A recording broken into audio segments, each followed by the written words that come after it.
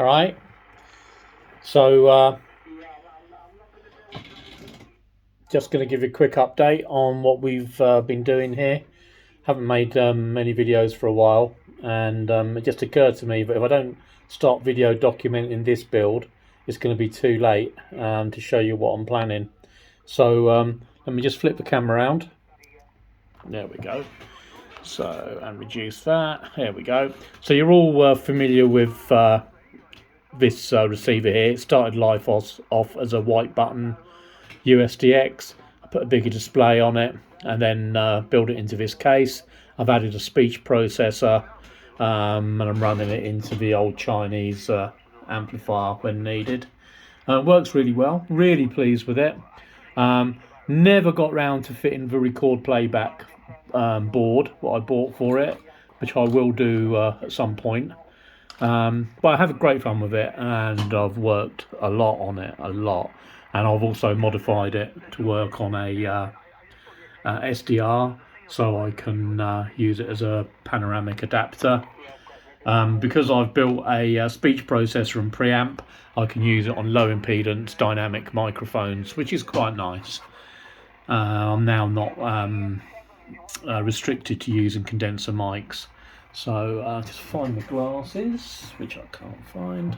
I need my glasses to find my glasses. Right, there's my glasses. So the panoramic adapter works lovely because basically the SDR's a direct conversion.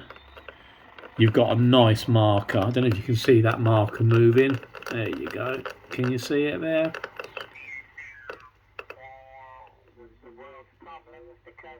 I've done a bit of work on that and it's working really well since the last video. I'm going to do a separate series of videos for the panoramic adapter, as I've had a lot of inquiries. But that's not what this video is about. This video is about some changes I've made to making to the old transceiver, which is known as a red corner. uSDR fans will know what this is. It's the famous red corner. I did add a button to my red corner for select instead of pressing the encoder, which I quite liked, but it was the wrong side really. And then I was at a rally recently and I found, for about £1, I think I paid for it. Let me just flip this over. I found somebody flogging loads and loads of these LED drivers. That's what it looks like. A little bit of use, some useful electronics inside it. I paid a couple of quid for it. There was a couple of nice effects in there, mains filters, that sort of stuff. Few useful components, but I wanted to do something with the case. So I thought, what better than to rehouse my red corner? So originally on this face here, it was ridged like this. So what I did is I ran a flappy paddle grinding disc over it with my angle grinder, and then I gave it a quick rub over with a couple of different grades of sandpaper on a little hand sander, and I got a nice finish and just sprayed it with some satin black. I couldn't really see how it was going to work as a front panel while it had these grooves in it, but they come off lovely, and as you can see, a nice smooth finish I've got there. And then while I was doing a bit of research, I came across this little beauty. So those of you who saw some of my other videos, or a member of the uSDR, I think, forum on Facebook, will have known I replaced the tiny display in the white button with this display, which is the same display as the red corner uses, exactly the same, but I chose a blue one just to try it. So while I was searching around, I discovered that you can buy an even larger one. I found it in China So let me just turn this on. You're going to love this. How about that? Hey, how about that? That's the display on the I'm going to use now. It's available in about 3 or 4 different colours. Very easy to find on AliExpress. Just search 1602 LCD and then use the word large in the search, and it will produce these for you. I paid about £7, I think, delivered for this one. And I'm really pleased with it. It's not a direct replacement. When I replaced the display in the white button, I put one of these in place of the original tiny display, which I haven't got to hand actually to show you, but the tiny display which comes with a white button, and it was pin for pin compatible. I had to mess around, make my own little wiring harness and stuff up, but essentially it was pin to pin compatible, and it worked on the first switch on. However, there are a few differences to this display, nothing major. So basically, I've had to make my own connector for it as well. I've just used some Arduino connecting leads, pushed in, and then hot melt glued. Not very pretty, but very effective. So basically, on the larger display, the most significant thing. Whoops. Need to tidy my bench up today. The most significant thing is that the LCD contrast. You need to disconnect it from the motherboard, and you need to put, if I zoom in on that there, you should be able to see what I've done. There we go. So the pin marked V0, which is the LCD contrast voltage, I had to ground. I did originally put a little pot in there across the 5-volt rail, and I could vary the contrast, just use that as a potential divider. But I decided I'd only ever want it at maximum contrast anyway, and that's just a simple case of grounding the V0 or VO pin on the display. Make sure if you do this, you don't feed anything back into the processor, because it's not going to like it. So make sure you isolate the pin going off to the motherboard. And the only other difference was the LED pins for the backlight, BL minus and BL plus, they're at the wrong end of the connector, so I had to just switch it around. I had to offset the connector here and just switch it around. But all the other pins are in exactly the same sequence, but you basically just start 2 pins up and then bring the LED cable. You can follow this and you can see I've swapped it over and it connects on the other end of the main board. And that's it really. That's all you have to do to make the larger display work. And I, for one, you may not like it, but I, for one, I think it's excellent. I'm really pleased with it. You could also use the software to adjust the LCD intensity, contrast. Sorry, that's the word I'm looking for. Contrast. You could also, if you spent a bit of time and found the line of code, you could also adjust that. I had about 880 millivolts on coming out the processor to control the LCD, and it wasn't enough. It was just only just visible, and I just played around with that. But I'm absolutely sure there's a line of code in the software, and I'm sure Rob GW8RDI would be able to point somebody to the right direction if they messaged him. There'd be a line of code in the software which you'd be able to change. I took the lazy approach, as saying, first of all I used a pot to adjust for contrast, and then I quickly realised I'd only ever run it at maximum, so it's just a case of grounding pin VO. So what else have I got planned for it? Right, well, this is my general layout. Let me just switch that off and move that away. So this is the new box. Encoder's going to go there. I'm going to talk about the encoder in a minute. I'm going to have volume there. I'm going to have mic input there. I'm going to have a toggle switch there for processor in, processor out. That's going to be mic gain, same as I've got on this radio. I've got volume and mic gain, and there's my processor bypass on this radio. So I'm going to do the same thing there. I'm going to re-engineer this, get rid of the original layout, and it's going to look something like that. I'll go over the buttons with you in a moment. And the encoder. So on this radio, I ended up using a bearing on the shaft to support it. So I've got a nice roller bearing. You can hear it rattling there. It's only a plastic roller bearing I bought off AliExpress, about a couple of quid. And as you probably know, these encoders, they don't like a heavy knob on them. But then when I was searching around and did a little bit of research, I realised the main weakness of the encoders which come with these Chinese radios is the fact that they've got a push button on them.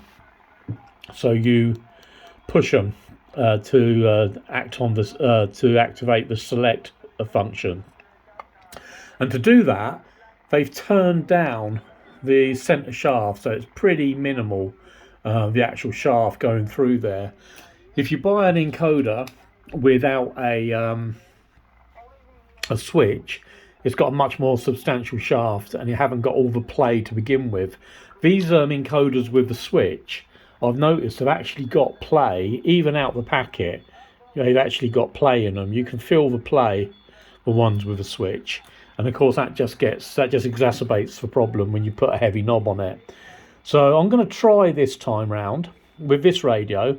I can always change this at a later date, but what I'm going to try this time is I'm going to try an encoder without a push switch and without a bearing. I'm literally going to drill the case and put that straight in the case, and I've got a nice weighted knob.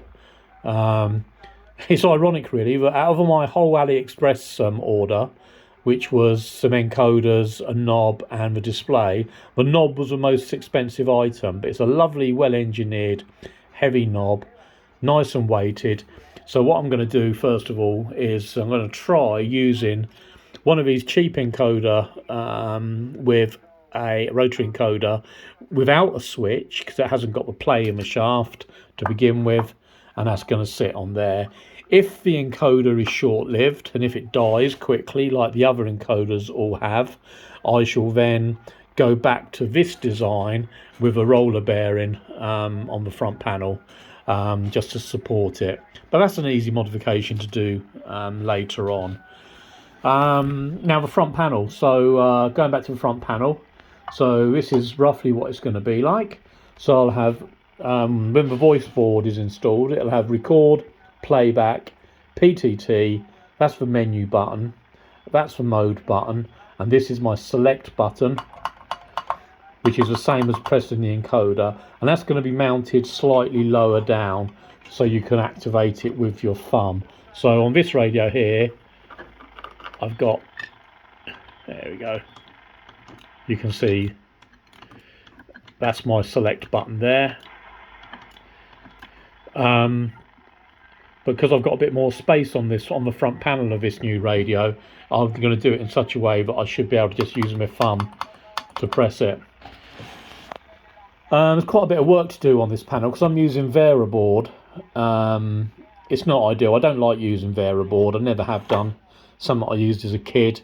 I've never been a fan of Variboard, but it is a sort of a way out. For one-offs, it makes it relatively easy, I guess. But who knows, I might change that at a later date. But anyway, I'm waffling. That's the front panel. So I'm going to have my encoder knob there for tuning, select button there, mode menu, push to talk, playback, record. That'll be the socket there for my mic. That's going to be a processor on, processor off. Unfortunately, I'm going to have to use a toggle switch on there like I did on that radio. Can't really find a latch-in push button switch which will blend in with these, so that's just going to be a little miniature toggle, the same as I've used on there. And incidentally, on this plug here. I'm going to do the same as I did on that radio, and I'll have one of the pins will be the mic input, the original mic input. So I've got to get out of jail card if there's a problem, but that will just remain unused in the main. So I've got 6 pins on there, so there's plenty of things to use, and I've already tested this approach out with this old Shaw microphone I've got here, Shaw Brothers. I think it's a 550L, dating back probably 30 or 40 years, but it's a great microphone, and the audio's tailored, and I get great audio reports on it now with the processor. Anybody who's interested in the processor could find me on a Facebook forum, and I did publish the circuit. I photographed the circuit I used, and I modified that. It was an old sort of circuit from a 1999 article, and I used a modern day chip in it, so you could reduce the supply rail. But anyway, just message me if you want some details, and I'll do a separate video on that. That's easy. So there you are. That's the basic radio.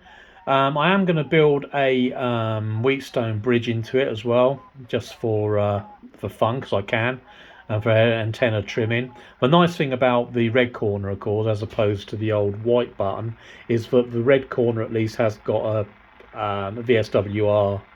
I'm going to say meter in it. It does sort of measure VSWR. It's not particularly accurate.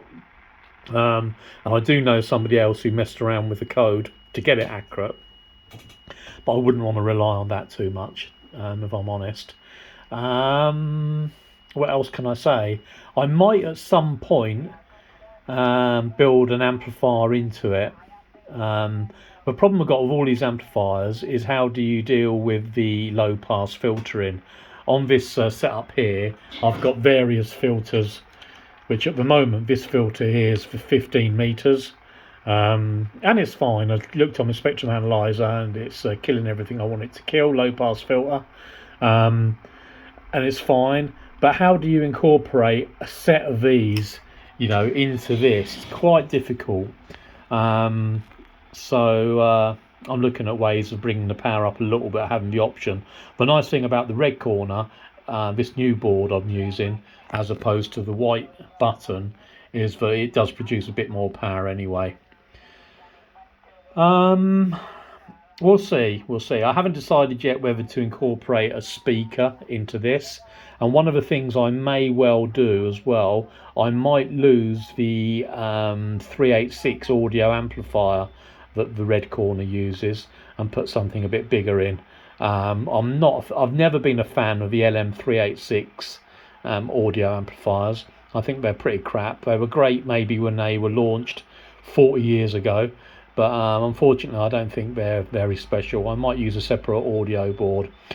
I'm always banging on about this. The audio in the white button is far superior than the audio in the red corner.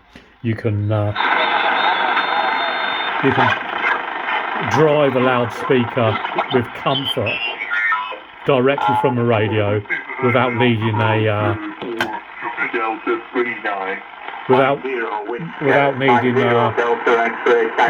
amplifier, and you'd never do that. You'd never get to that level with the LM386, which is used in the red corner. So that's something I might do when it all goes back together. I might just use a different audio chip in it. It's just something I've been looking at, but I'm really not a fan of the LM386. It's a pretty crap chip. It was great when it was launched, but things have come on a long way since then. So I think that covers it all, really. I haven't decided, as I say, about a speaker yet in it. I don't know what to do. I might just reuse the original SDR speaker. Hello?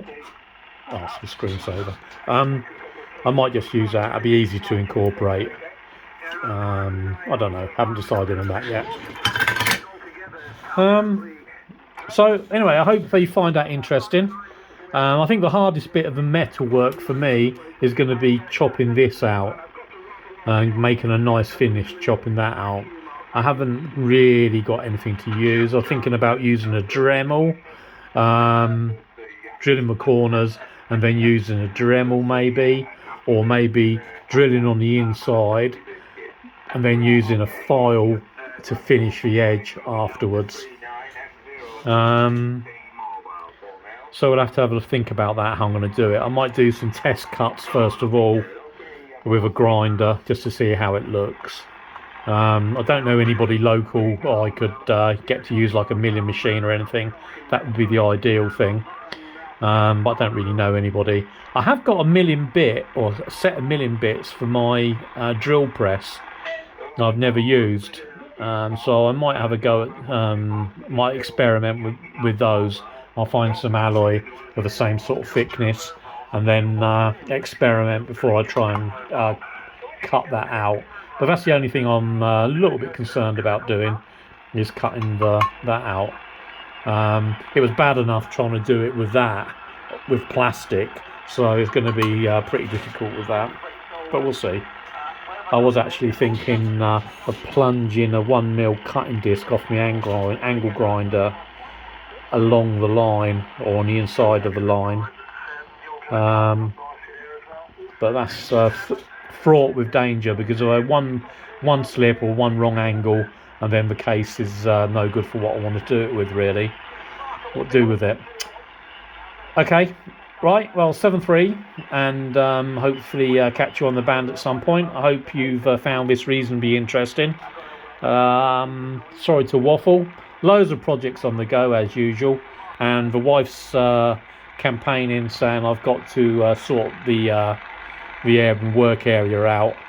She wants me to have just a shack inside for operation and do my work outside, but it's too cold to use a garage. So I'm looking at building this is only our back room, so I'm looking at building a larger work area in here to use, just to keep her happy. You know what these women are like.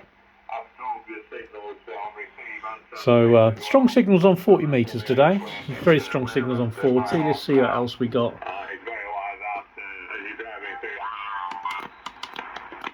I keep on looking at 10 meters, because I've noticed just lately 10 meters has had some great activity. In fact, I've worked some quite nice stations on 10 meters.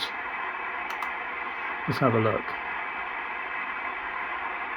Got S3 of noise today on 10. Oh, look at that. There's some horrendous noise coming in from somewhere. I don't know where that's coming from. I think my daughter must have already. Oh, I know where it's coming from. Not my daughter at all. It's my overhead lamp. There we go. How about that? That's cleaned it up a bit, hasn't it? No, there's not a lot going on 10 meters at the moment. So let's have a look. I love 15 meters. I'm really alright. It's easy for you to say. I'm really enjoying 15 meters this season. It's been great. Worked some nice DX on 15, but again, there's not a lot going on 15 this morning. Okay, right, that's it for now. I'm going to wrap this up. 23 minutes, more than enough. You've heard enough of me waffling, and I'll keep you updated on the on this build. I'll try and do a video every time I do a bigger stage of it. I'll try and do a video just so you can see what I'm up to. Cheers for now. Thanks for viewing, and if you like, subscribe, and you've got any comments, please ask. That'll be great. Thanks a lot. Cheers for watching.